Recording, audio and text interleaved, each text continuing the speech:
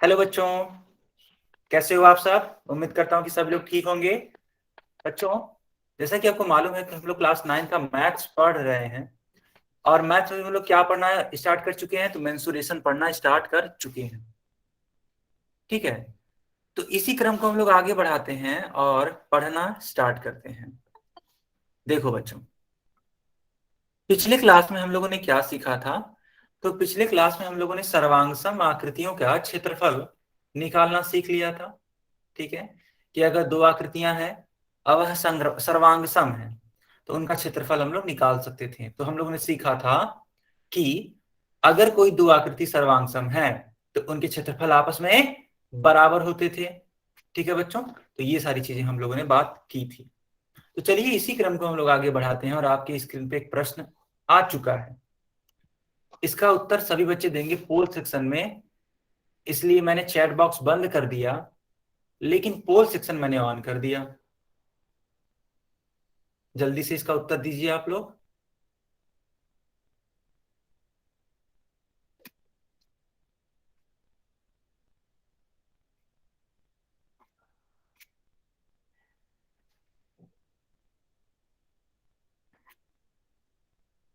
बाकी बच्चे भी इसका उत्तर करिए पोल सेक्शन में बेटा। बहुत ही प्यारा सा सवाल है।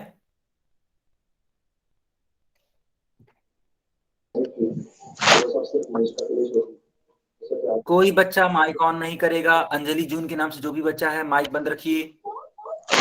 सर मुझे आंसर नहीं आता। अच्छा ठीक है, कोई बात नहीं, मैं भी सिखा देता हूँ।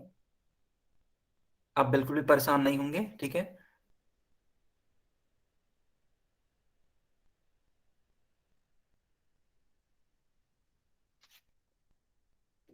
ठीक है बच्चों, अब आप लोग इसका उत्तर दे सकते हैं चैट बॉक्स में। तो मैंने चैट बॉक्स ऑन कर दिया।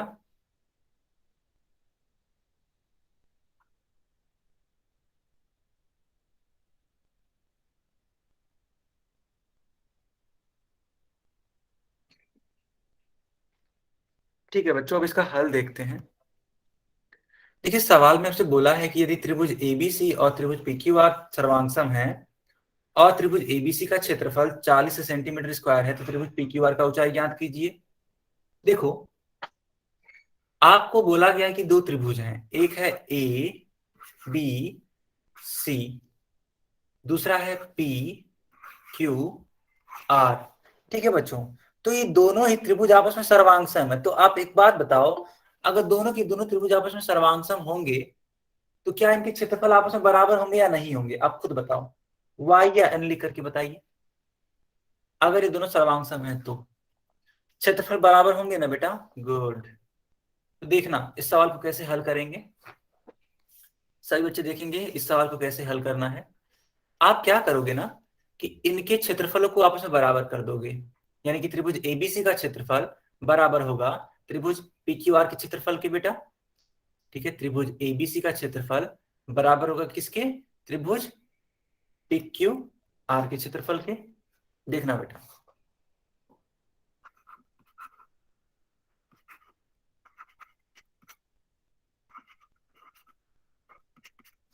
इसका क्षेत्रफल बराबर होगा त्रिभुज ए बी सी के क्षेत्रफल से। ठीक है, ऐसे। और सारे बच्चों को मालूम है कि त्रिभुज एबीसी का क्षेत्रफल सवाल में दे रखा है कितना? 40 सेंटीमीटर स्क्वायर। त्रिभुज एबीसी का क्षेत्रफल हम लोग क्या लिख सकते हैं? Half into base into height, यानी 1/2 गुना आधार गुना ऊंचाई। बताओ बच्चों, आधार कितना है? तो आधार का मान है 10। और हमें क्या निकालनी है? हमें यही तो ऊंचाई ज्ञात करनी है, यानी एच का मान हमें ज्ञात करना है। ठीक है, अब 10 को भाग दे दो 2 से। तो जब आप 10 को भाग दोगे 2 से तो कितना आएगा बेटा? 5 आएगा। 5 गुना एच बराबर 40। इसलिए एच का मान क्या आएगा? 40/5 आएगा। तो एच बराबर 8 आएगा। ऐसे।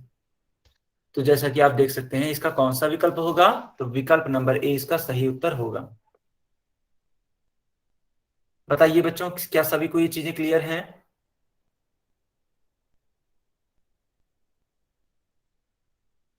सर दोबारा समझा दो प्लीज। ओके बेटा, मैं दोबारा समझा देता हूँ। देखो मैंने क्या समझाया आपको, मैंने ये कहा ना कि ये दो त्रिभुज हैं, एक ये वाला और एक ये वाला। तो इन दोनों के बारे में मैंने ये कहा कि दोनों के दोनों सर्वांगसम है। तो जब सर्वांगसम होंगे, इनका मतलब क्या होता है? तो इनका मतलब ये होता है कि दोनों के दोनों आपस में उसके क्षेत्रफल के मामले में बराबर होंगे, दोनों ही। तो अगर एक का क्षेत्रफल 40 दे रखा है बेटा, तो दूसरे का कितना होगा? 40 ही होगा। हमने सोचा कि जब दोनों बराबर हैं तो त्रिभुज पी क्यू आर का क्षेत्रफल कितना होगा? 40 होगा। अब किसी भी त्रिभुज का क्षेत्रफल निकालते हैं हम लोग कैसे? 1/2 इंटू आधार, आधार इंटू ऊंचाई, इस प्रकार से। तो 1/2 आधार का मान हमने b मान लिया है, ऊंचाई का मान हमने h इस प्रकार से रख लिया है। h for height, b for base. अब बेस का मान दे रखा है, देखो सवाल में 10 दे रखा है, तो जहां भी b है वहां पे हम लोग क्या रखेंगे? तो वहां पे 10 रखेंगे। और h हमें निकालना है, और इस पूरे का मान किसके बराबर था? 40 के बराबर था। तो जब 40 के बराबर था तो मान को रख करके इसको हल कर दिया मैंने, तो h का मान कितना आ गया? 8 आ गया। आई होप आप सभी को क्लियर हो गया होगा। गुड, ओके बेटा, ठीक है। चलो अब हम लोग अपने अगले टॉपिक की तरफ बढ़ते हैं, जिसका नाम है ठोस आकृतियां, है ना। हम लोग पढ़ना स्टार्ट करते हैं। इसको इंग्लिश में बोलते हैं 3D शेप्स। क्या होते हैं 3D शेप्स? इनको आप लोग सीखेंगे। सारे बच्चे यहाँ पे देखेंगे स्क्रीन पर।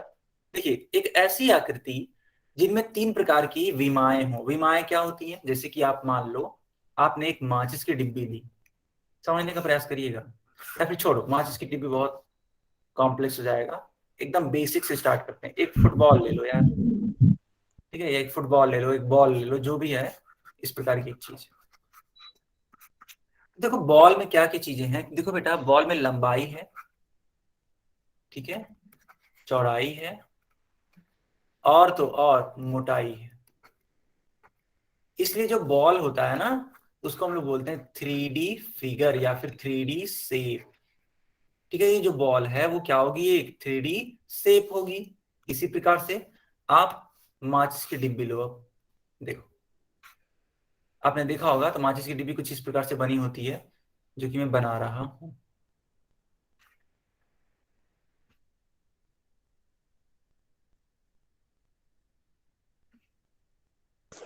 लूडो का पासा भी ऐसा ही होता है 3D से। बिल्कुल बिल्कुल 3D शेप होता है वो भी, बिल्कुल सही आंसर आपका।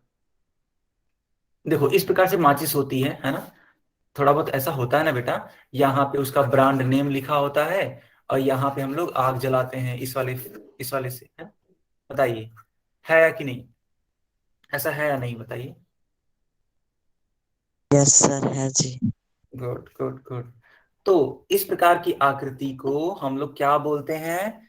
3D शेप बोलते हैं बेटा, ठीक है। सर ये माचिस वाला फिर से समझा दो। ठीक है, मैं फिर से समझा देता हूं। देखो, मैंने ये कहा आपसे कि हमें क्या देखनी है? हमें 3 चीजें देखनी है। क्या क्या देखनी है? तो हमको लंबाई देखना है, चौड़ाई देखना है, और ऊंचाई देखना है। ऊंचाई को आप दूसरे शब्दों में क्या बोल सकते हैं? मोटाई भी बोल सकते हैं। ठीक है बेटा, उसको मोटाई भी बोल सकते हैं, ऐसी कोई दिक्कत वाली बात नहीं है कि आप उसको मोटाई ना बोल सकते, नहीं।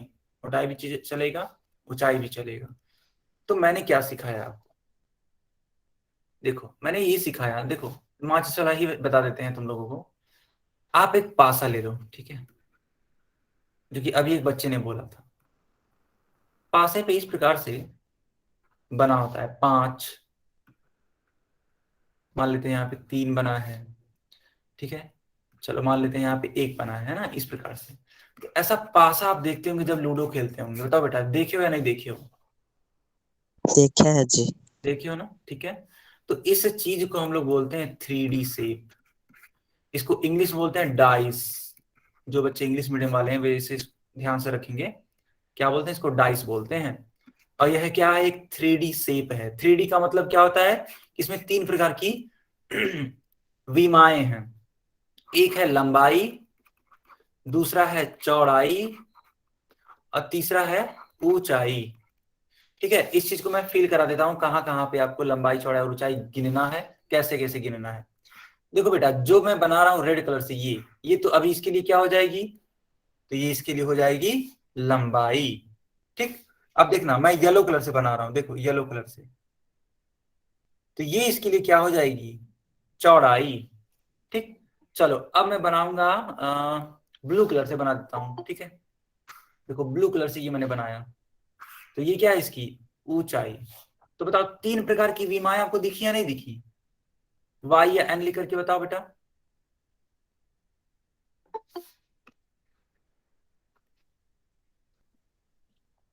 तीन प्रकार की विमाएं दिखी हैं आपको। Yes sir. गुड, तो इसी को बोलते हैं 3D शेप। आई होप आपको ये चीजें अच्छे से क्लियर हो गई होंगी। ठीक है बेटा, चलो सर दोबारा बता दो। किसको दोबारा बता दिया जाए।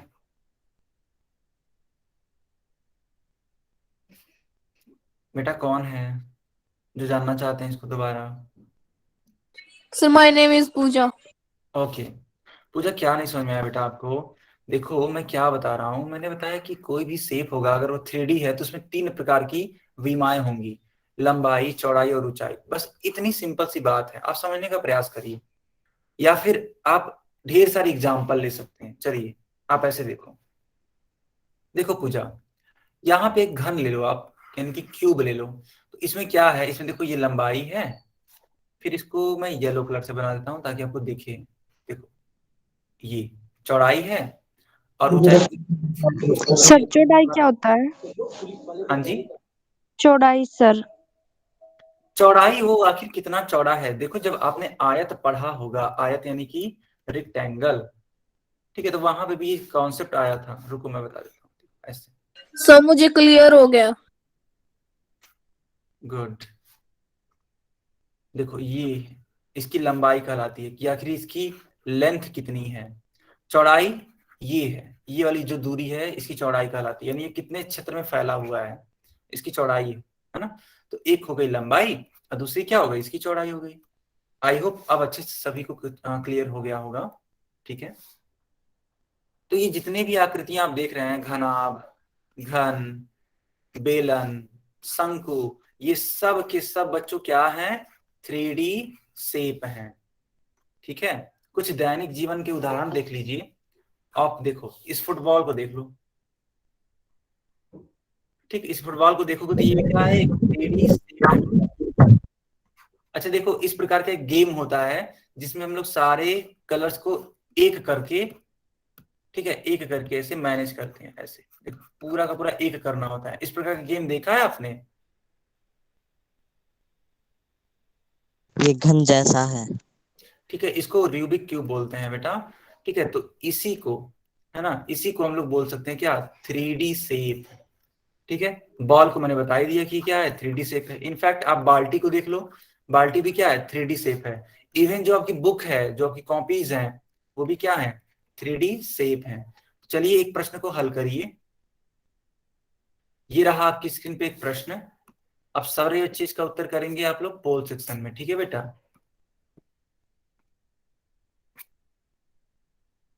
सारे बच्चे इसका उत्तर करेंगे पोल सेक्शन में। बहुत ही छोटा सा सवाल है।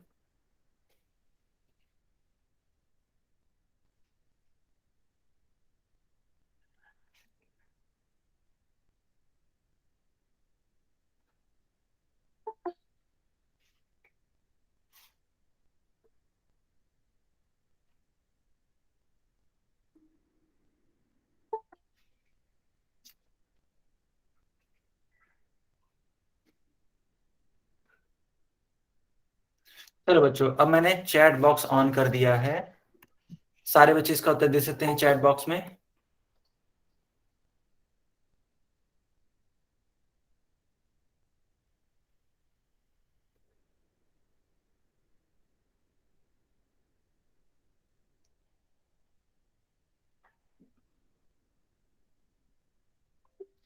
ठीक है, तो प्रश्न क्या है, लिखा है कि निम्न में से कौन सी एक त्रिविमीय आकृति है।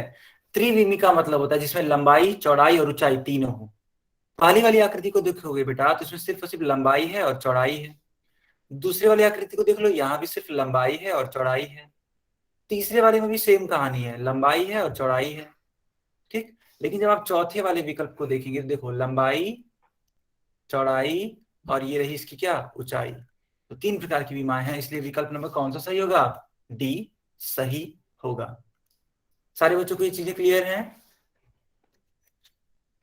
Good good. ठीक है बेटा, तो अब हम लोग सीखेंगे घनाभ के बारे में। इसको इंग्लिश में बोलते हैं क्यूबॉयड।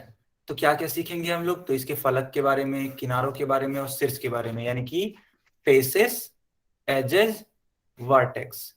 चलो सीखना स्टार्ट करते हैं। पुस्तक घनाभ का एक उदाहरण होता है क्या? हाँ पुस्तक बताइए क्या बोल रहे हो। पुस्तक एक घनाभ का उदाहरण होता है क्या? बहुत ही बढ़िया। पुस्तक एक घनाभ का ही उदाहरण होता है। माचिस घनाभ का ही उदाहरण है। ठीक है, जो आपकी किताबें हैं घनाभ का ही उदाहरण है ना। तो देखो यह एक 3D फिगर होती है बेटा, जिसमें 6 आयताकार फलक होते हैं। आप ऐसे समझने का प्रयास करना। देखो मैं बनाने की कोशिश करता हूं फिगर, और आप इसको विजुलाइज करने की कोशिश करेंगे। ठीक है, विजुलाइज करिएगा अपने मन में।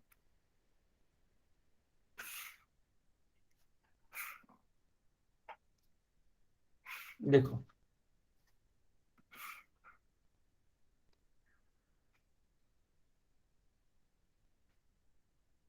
इस प्रकार से। तो ये जो आकृति आप देख पा रहे हो अपनी स्क्रीन पे, इसी को बोलते हैं क्या, घनाभ। क्यों? क्योंकि इसमें 3 प्रकार की विमाएं होती हैं बेटा। एक तो होती है लंबाई, दूसरी होती है चौड़ाई, और तीसरी होती है क्या, इसकी ऊंचाई। अगर मैं आपको दिखाना चाहूं, देखो ये इसकी लंबाई हो जाएगी, ठीक है, ये वाली इसकी चौड़ाई हो जाएगी, और ये इसकी क्या हो जाएगी बेटा, ऊंचाई हो जाएगी। ठीक है, तो जब 3 प्रकार की विमाएं हैं तो यह क्या हो जाएगा, एक 3D शेप हो जाएगा। बताइए सारे बच्चों को ये चीजें क्लियर है? Yes sir. Yes sir. ठीक है ठीक है। कोई बच्चा माइक ऑन नहीं करेगा, क्लास को डिस्टर्ब कोई नहीं करेगा, ठीक है। इंग्लिश में ही बताऊंगा मैं, बिल्कुल भी चिंता नहीं करना है, ठीक है। तो देखो बेटा हम क्या बता रहे हैं, हम क्यूबॉइड के बारे में बता रहे हैं। और क्यूबॉइड के बारे में ये बोला जा रहा है कि ये एक 3D शेप है। क्यों? क्योंकि इसमें 3 साइड्स होती हैं। कौन कौन सी? एक लेंथ, एक ब्रेड्थ, और तीसरी क्या होती है, हाइट होती है। तो इस प्रकार से जो फेसेस हैं, हम लोग अब फेसेस के बारे में सीखने वाले हैं। फेस क्या होते हैं, देखो ये जो आप देख पा रहे हो, जिसको मैं कलर कर रहा हूं, है ना, इसको बोलते हैं फलक, या फिर इंग्लिश में इसको बोलते हैं बेटा फेसेस। ठीक, आप देखो यहाँ पे एक फेस मैंने ऊपर की तरफ बनाया, दूसरा फेस देखो मैंने नीचे की तरफ, ये दूसरा, फिर तीसरा फेस देखो मैं नीचे की तरफ बना रहा हूं। यानी जिसपे वो चीजें बनी हुई हैं, है ना, जिनसे मिलकर के वो बनी हुई है। देखो ये तीसरा फेस है, ये देखो चौथा मैं बना रहा हूँ फेस, देखो चौथा, फिर देखो अंत में पांचवा, ये रहा देखो अंत में जो है पांचवा। और ये भूलो मत, एक मैंने छोड़ा रखा है जो कि सबसे आगे आपकी तरफ है। जो सबसे आगे आपकी तरफ है उसको मैंने क्या किया हुआ है, अभी तक नहीं लिया है। तो जब आप उसको भी कलर कर दोगे, चलो मैं इसको येलो कलर से कलर कर देता हूँ, ठीक है, देखो ऐसे, तो ये हो जाएगा छठवां, है ना। तो कुल फलकों की संख्या बेटा ये तो सर आकार आयताकार होते हैं क्या? ठीक है, हाँ ये आयताकार होती हैं अगर हम घनाभ के बारे में बात करें तो। सारे बच्चे बताएंगे कि क्या आपको फलक क्लियर हुआ, कि जो फलक हैं एक घनाभ की क्या होती हैं, किस प्रकार से पहचानेंगे हम लोग। तो जो घनाभ होता है ना बेटा, देखो जो घनाभ होता है, जो लेयर्स होती हैं, सबसे बाहरी वाली लेयर, उसी को हम लोग क्या बोल रहे हैं, फलक बोल रहे हैं। तो घनाभ की जो सबसे बाहरी वाली लेयर होगी बेटा, उसी को हम लोग क्या बोलेंगे, तो उसको फलक बोलेंगे, या फिर इंग्लिश में फेसेस बोलेंगे। ठीक, कोई बच्चा गिन के बता सकता है कि फेसेस की संख्या कितनी है? इस वाले चित्र में गिन के बताइए, काउंट करके बताइए कितनी सर है। 6। 6। Good good. 6 सर 6। कोई बच्चा माइक ऑन नहीं करेगा, कोई बच्चा माइक ऑन नहीं करेगा, ठीक है।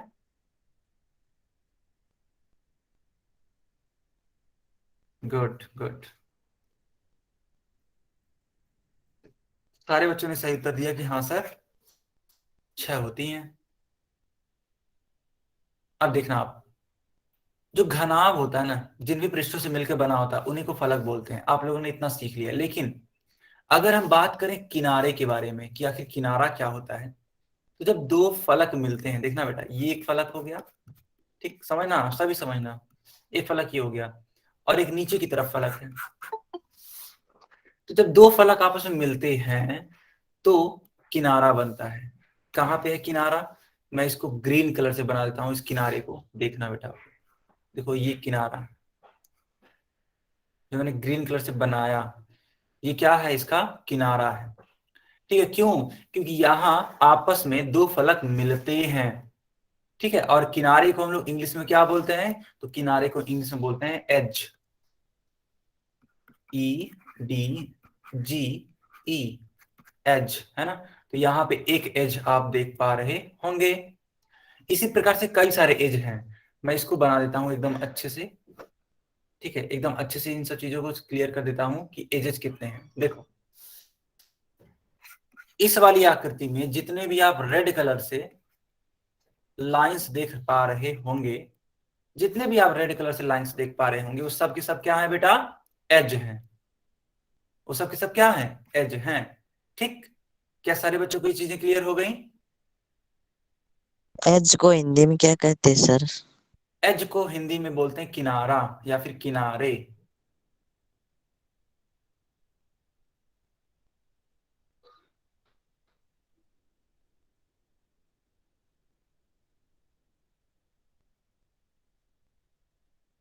गुड, बहुत ही बढ़िया। चलो बच्चों, इसको हम लोग थोड़ा सा और आगे बढ़ाते हैं और सीखते हैं। अब हम लोग वर्टेक्स के बारे में सीखेंगे।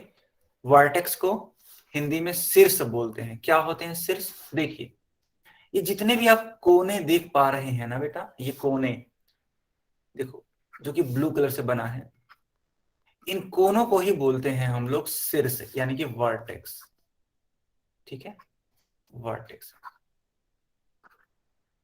ठीक है। इन्हीं को हम लोग क्या बोलते हैं? शीर्ष बोलते हैं, या फिर इंग्लिश में इसको वर्टेक्स बोलते हैं। तो आप चाहो तो इनकी संख्या को भी गिन सकते हो। तो जब तीन किनारे एक बिंदु पर मिलते हैं तो क्या बनता है? वर्टेक्स बनता है या शीर्ष बनता है। बताइए, तीनों चीजें क्लियर हैं सारे बच्चों को? Yes sir. तो चलो कुछ प्रश्नों को अब हल करते हैं। ठीक है, अब कुछ प्रश्नों को हल करते हैं।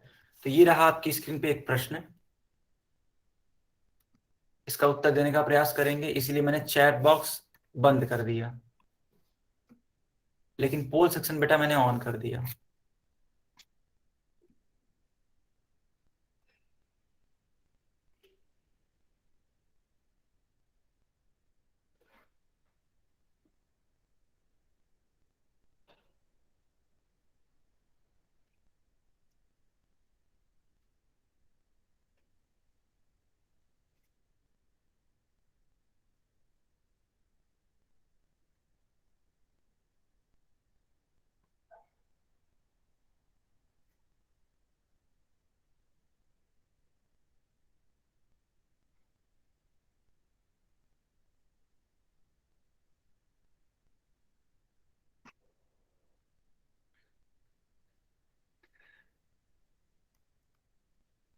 ठीक है बच्चों, अब इसका उत्तर दीजिए,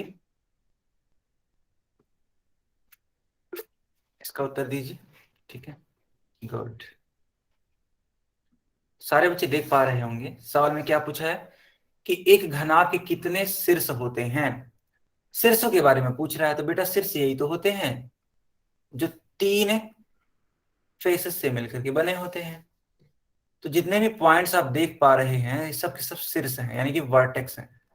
गिन लीजिए कितना है, ऊपर 4 नीचे 4, यानी कुल मिला जुला करके 8 हैं। तो विकल्प नंबर बी इसका सही उत्तर होगा। ठीक है बच्चों, सारे बच्चों को क्लियर है? Yes sir. गुड गुड, बहुत ही बढ़िया। Yes sir. ठीक है, तो चलो क्वेश्चन यस नंबर सर। 32 करो आप। क्वेश्चन नंबर 32, इसलिए मैंने चैट बॉक्स बंद कर दिया, लेकिन पोल सेक्शन बेटा ऑन है। इसका उत्तर करिए आप लोग पोल सेक्शन में।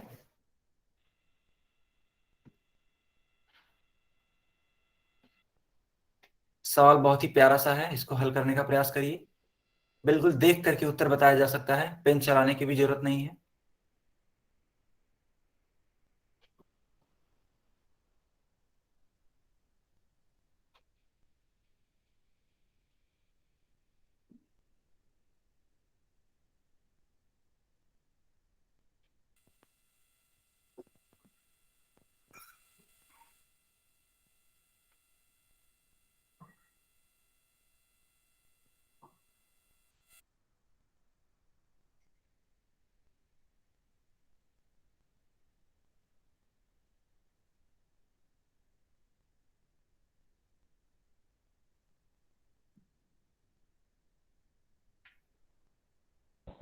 ओके बेटा, चलो आप लोग चैट बॉक्स में उसका उत्तर दो।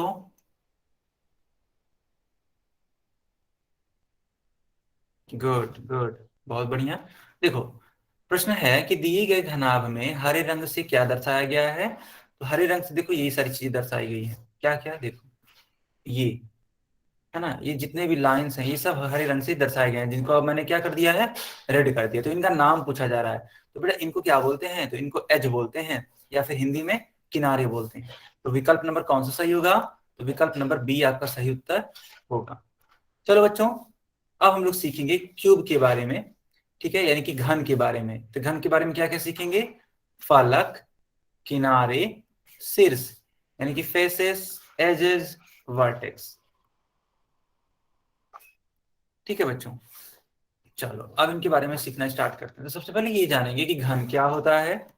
तो अभी कोई एक बच्चा बोल रहा था कि सर लूडो जो होता है ना, जो लूडो का जो पासा होता है वह एक क्या है, घन है। मैं उसकी बात से बिल्कुल सहमत हूं। देखो इस प्रकार से होता है, ऐसे।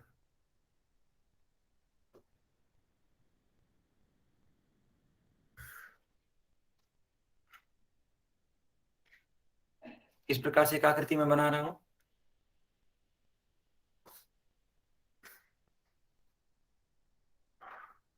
देखो बेटा, ये जो मैंने आकृति बनाई ना, इसी को हम लोग क्या बोलेंगे, घन बोलेंगे, घन।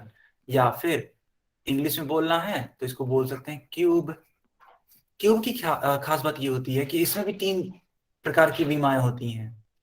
पहला लेंथ होता है, दूसरा ब्रेड्थ होता है, तीसरा हाइट होती है, यानी कि लंबाई होती है, चौड़ाई होती है और ऊंचाई होती है। लेकिन एक बहुत ही प्यारा सा रिलेशन होता है कि ये दोनों या तीनों, तीनों बोल सकते हैं, ये तीनों आपस में बराबर होते हैं बेटा। यानी लंबाई, चौड़ाई और ऊंचाई एक घन की क्या होती है, आपस में बराबर होती हैं। मान लेते हैं अगर मैंने कहा ये लंबाई 5 सेंटीमीटर है, तो इसकी चौड़ाई भी कितनी होगी, 5 सेंटीमीटर होगी, और इसकी ऊंचाई भी खाला कितनी होगी, 5 सेंटीमीटर की ही होगी। बताओ बच्चों, इतना क्लियर हुआ, तब हम आगे बढ़े। पहले Yes, इतना sir. बताओ, क्लियर है।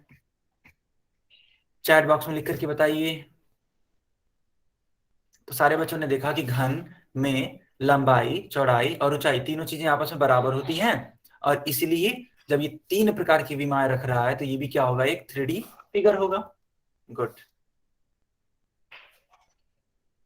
तो इस प्रकार से एक आकृति देख पा रहे होंगे, है ना, ये वाली आकृति, ये क्या है, एक घन है। इसमें तीनों ही साइड्स आपस में बराबर है ना। और उनको किससे दिखाया गया है, तो उनको ए से दिखाया गया है। ये साइड है, साइड का मतलब क्या होता है बेटा, भुजा। तो इस वाले घन की भुजा को किससे दिखाया गया है, ए से दिखाया गया है। ठीक है बेटा, ओके। अब बताइए कि फलक क्या होंगे इनके, इनके फलक क्या होंगे। सारे बच्चों को मेरी स्क्रीन दिखाई दे रही है। Yes, sir. गुड। देखो फलक के बारे में हम लोग सीखना चाहते हैं ना, तो फलक क्या होता है, अभी को मैंने सिखाया था इस प्रकार की जो लाइनिंग मैंने बनाई थी, है ना। तो एक क्षेत्र बना, ये वाला चौकोर टाइप का जो क्षेत्र बना, इसी को हम लोग क्या बोलते हैं, फलक बोलते हैं। ठीक है बेटा, यानी फेस बोलते हैं, फेस। आप गिन करके बता सकते हैं कि इसके कितने फेस हैं, गिन के बताइए कितने फेसेस हैं। 6। गुड। Che. एक, हाँ, एक जो क्यूब होता है उसके 6 फेसेस होते हैं। ठीक है, अब हम लोग सीखेंगे किनारों के बारे में, आखिर एज क्या होता है। तो जब दो फलक आपस में मिलते हैं ना बेटा, देखना मेरी बात को समझने की कोशिश करना। मान लेते हैं मैंने एक फलक इसको और एक फलक इस वाले को मिला दिया, जब इन दो फलकों को मिलाया तो देखो यहाँ पे एक किनारा बन गया। कहाँ पे बन गया? यहाँ पे। देखो ये वाला। तो ये जो बना येलो कलर से, इसको एक किनारा बोलते हैं। इसी प्रकार कई सारे किनारे बने हुए हैं। देखो यहाँ पे एक किनारा, फिर इधर, फिर इधर, फिर नीचे की तरफ, इधर, है ना, ऐसे ढेर सारे किनारे। आप इनकी संख्या को गिन भी सकते हो, है ना। इनकी संख्या को आप क्या कर सकते हो बेटा? गिन भी सकते हो। अब हम लोग पढ़ेंगे शीर्ष के बारे में, यानी कि वर्टेक्स के बारे में। तो देखो, जब तीन किनारे एक बिंदु पर मिलते हैं तो वर्टेक्स बनता है। आप इसमें ब्लू कलर से ये जो डॉट्स देख रहे हो ना, ये जो ब्लू कलर से डॉट्स देख रहे हो, इन्हीं को बोलते हैं क्या? वर्टेक्स। या फिर इसको इंग्लिश में बोल सकते हैं क्या? सॉरी, हिंदी में क्या बोल सकते हैं? शीर्ष बोल सकते हैं। और इंग्लिश में क्या बोलते हैं? वर्टेक्स बोलते हैं। सारे बच्चों को यहाँ तक क्लियर है? Yes, sir. गुड गुड, बहुत बढ़िया। ठीक है, चलो बच्चों इस प्रश्न का उत्तर दो आप लोग।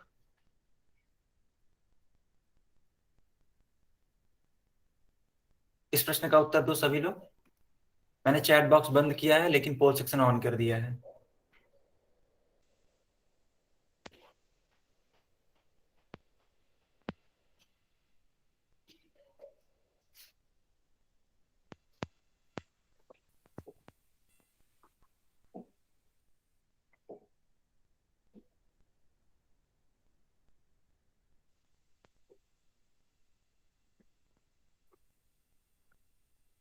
सारे बच्चे इसका उत्तर करिए।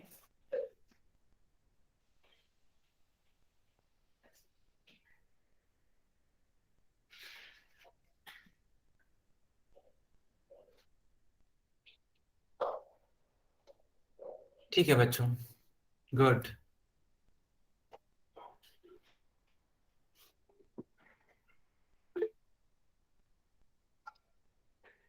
बहुत बढ़िया। तो हाँ, इस सवाल में क्या पूछा गया है आपसे? पूछा गया है कि एक घन, ठीक है, एक घन के कितने किनारे होते हैं? तो आप गिन लो। इनफैक्ट कुछ बच्चों को तो याद भी हो गया कि कितने किनारे होते हैं बेटा। ठीक है, तो जब जब गिनोगे तो क्या उत्तर मिलेगा? तो 12 आपको उत्तर मिल जाएगा। ठीक है, गुड। चलो बच्चों, अब पढ़ते हैं हम लोग बेलन के बारे में, यानी कि सिलेंडर के बारे में। क्या होता है सिलेंडर, इनके बारे में हम लोग सीखना स्टार्ट करते हैं। ठीक है। पाइप की पानी का इसे बेलन का उदाहरण होता है। बिल्कुल। पानी यहाँ की तक पाइप। यहाँ तक सारे बच्चों को क्लियर है बातें? यहाँ तक क्लियर है सभी को? Yes, sir.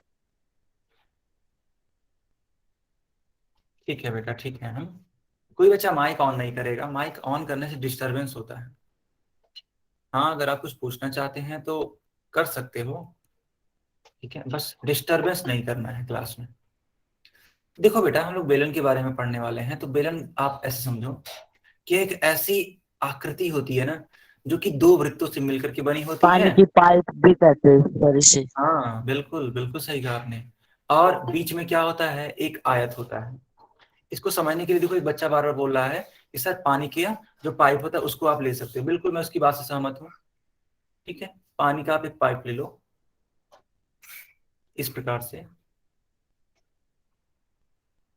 ठीक है,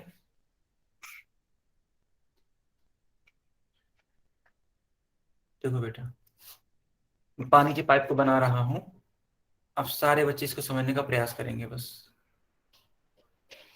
ठीक है, तो इस प्रकार का जो आकृति बना है ना, इस प्रकार का आकृति, वह क्या कहलाता है? बेलन कहलाता है।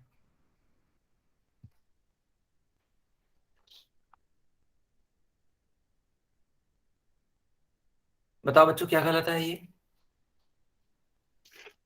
बच्चों मेरी आवाज आ रही है? सारे बच्चे बताएंगे क्या मेरी आवाज आ रही है? सर कट कट के आ रही थोड़ी सी। अच्छा अच्छा, एक second.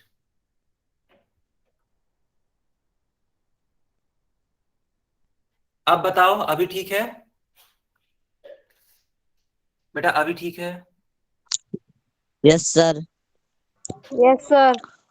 Okay okay, good good. Yes sir. तो देखो हम लोगों ने क्या बोला, हम लोगों ने ये बोला कि जब आप एक बेलन के बारे में पढ़ना चाहते हैं तो सिंपली इसमें दो वृत्त होते हैं। देखो एक ऊपर की तरफ, एक ऊपर की तरफ देखना, और एक नीचे की तरफ। देखो एक नीचे की तरफ, ये दो वृत्त होते हैं। अब इन दो वृत्तों के बीच में एक आयत मोड़ करके रखा हुआ होता है बेटा। ठीक है, एक आयत को क्या किया गया होता है, मोड़ा गया होता है इस प्रकार से। तुम खुद सोचो, आप खुद सोचो, एक आयत को जब आप रोल करोगे, इनफैक्ट जब एक पेपर को, आप अपना पेपर ले लीजिए, एक पेज ले लीजिए, है ना, एक पेज को आप रोल कर दीजिए, उसको मोड़ दीजिए, तो इस प्रकार की एक आकृति बनेगी या नहीं बनेगी, आप खुद बताइए। आप खुद बताइए, वाई एन लिख करके बताइए बेटा। बनेगी सर। बनेगी ना। तो उस यस सर। वाली, हाँ, जो उस वाली आकृति बनी, जो पेज को मोड़ने के बाद ये वाली आकृति बनी, इसके दोनों किनारों पर एक वृत्त ऊपर और एक वृत्त नीचे ऐसे चिपका दीजिए। जब ऊपर नीचे जब आप दोनों वृत्तों को चिपका देंगे, तब जाके इस वाली आकृति को हम लोग क्या बोलेंगे, बेलन बोलेंगे। सारे बच्चों को समझ में आ गया। साहिल के नाम से जो बच्चा यस है, सर। तुमने यस हरकत सर। दोबारा करी तो मैं क्लास से बाहर कर दूंगा। वाई को एक बार लिखना होता है, बार बार नहीं लिखना होता है। साहिल के नाम से जो भी बच्चा है,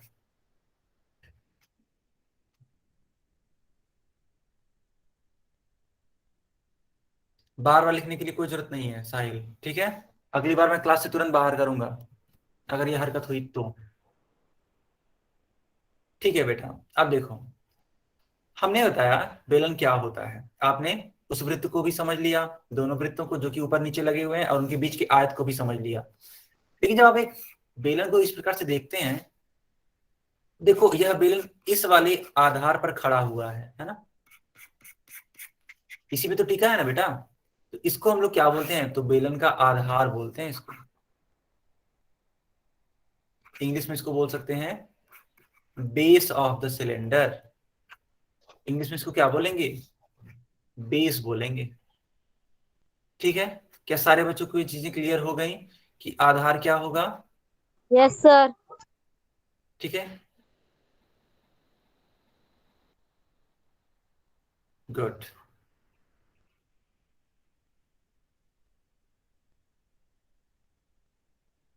ओके, बढ़िया।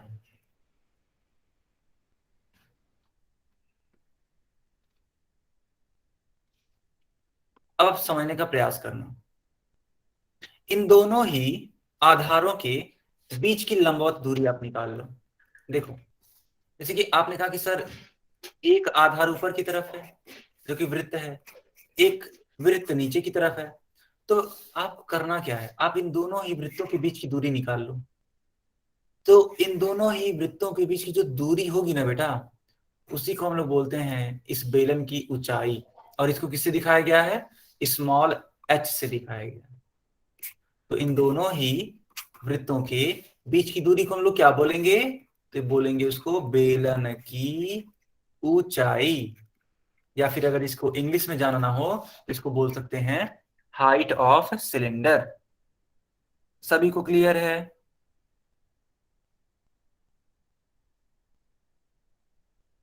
Yes sir. ठीक है, गुड। देखो बेटा, जो ये वृत्तों की त्रिज्याएं हैं, इनको आप बेलन की त्रिज्याएं भी बोल सकते हैं। देखिए जो वृत्तों की त्रिज्याएं हैं, इनको आप क्या बोलेंगे, बेलन की त्रिज्या। बेलन की त्रिज्या। एक बार रिपीट कर दो। एक बार रिपीट कर देता हूं। देखो मैंने क्या बताया, मैंने ये बताया कि जो ये वृत्तों की त्रिज्याएं हैं, ऊपर नीचे जो आप वृत्त देख रहे हो ना, आखिर कुछ ना कुछ त्रिज्या होगा कि नहीं बेटा, देखो आप खुद बताओ। ऊपर की तरफ भी त्रिज्या होगा, नीचे की तरफ होगा, क्योंकि अगर वृत्त है, वृत्त है तो त्रिज्या जरूर से होगा, पक्की बात है। तो उसकी त्रिज्या को ही हम लोग क्या बोलते हैं, तो हम लोग उसको बोलते हैं बेलन की त्रिज्या। और इसको किससे दिखाया जाता है, तो इसको दिखाया जाता है स्मॉल आर से। देखो ध्यान से,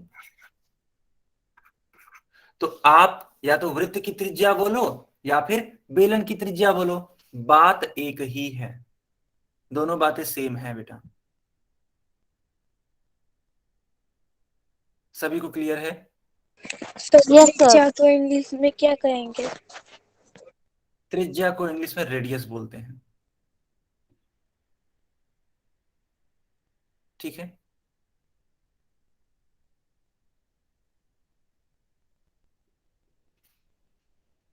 ओके।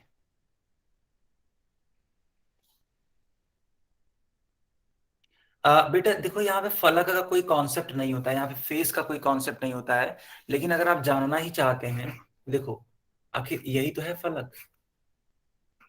ठीक है, ये ऊपर नीचे है ना, लेकिन ये फलक हम लोग बोलते नहीं है, इनको क्या बोलते हैं हम लोग? उनके वृत्त बोलते हैं, ऊपर भी वृत्त नीचे भी वृत्त। उनकी त्रिज्याओं को आपने देखा था, है ना, इस प्रकार से। चलो इस प्रश्न को हल करने का प्रयास करो।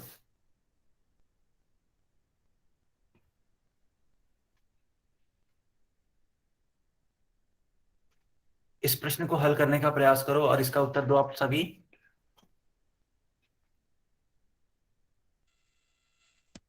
थोड़ा हिंट दे दो एक बारी। देखो, हाँ मैंने बता दिया, ठीक है, चलो ठीक है, फिर से बता देता हूँ। इसमें बोला क्या है कि यदि वृत्त की त्रिज्या 5 सेंटीमीटर है तो बेलन की त्रिज्या ज्ञात करिए। यानी कि आपकी आवाज नहीं आई। सर पोल सेक्शन नहीं आ रहा। बेटा पोल सेक्शन तो ऑन है, अगर नहीं आ रहा कोई बात नहीं, परेशान ना हो आप। अभी मैंने चैट बॉक्स ऑन करना है, उसके बाद से चैट बॉक्स में इसका उत्तर दे देना आप, बिल्कुल भी परेशान नहीं होना है।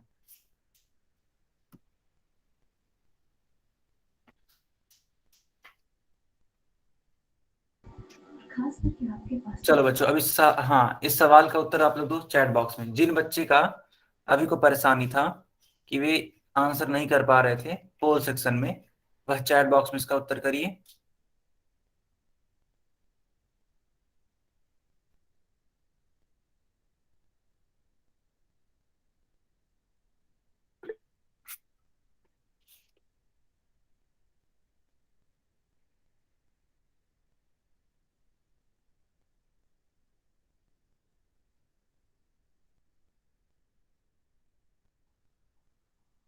ठीक है बच्चों, देखो अभी को आपको सिखाया गया है कि यदि वृत्त की त्रिज्या 5 सेंटीमीटर है तो बेलन की त्रिज्या क्या होगी।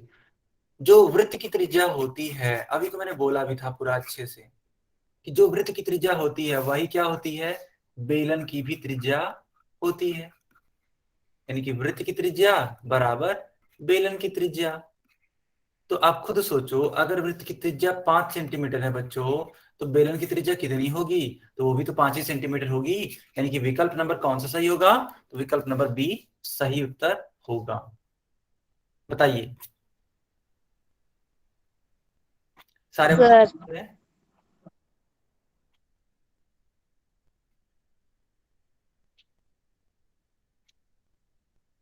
सारे बच्चों को क्लियर है? गुड, बहुत ही बढ़िया, यस सर। बहुत ही बढ़िया, ठीक है।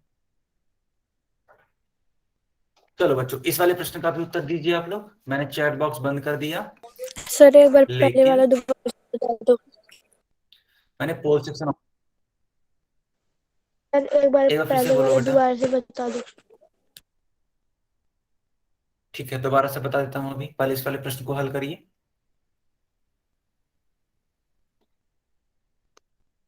इस वाले प्रश्न को हल करिए।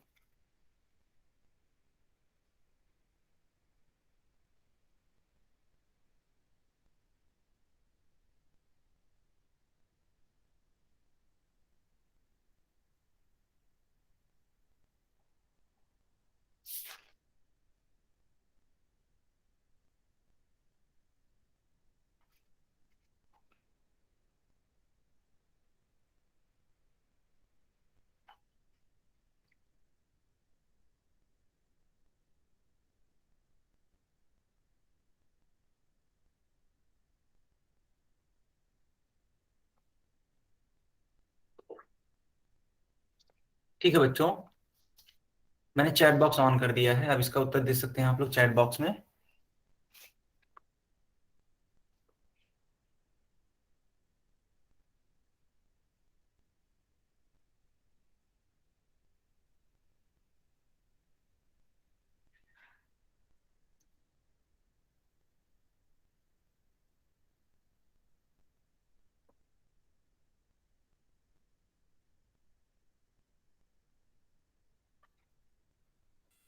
ओके बेटा, ठीक है।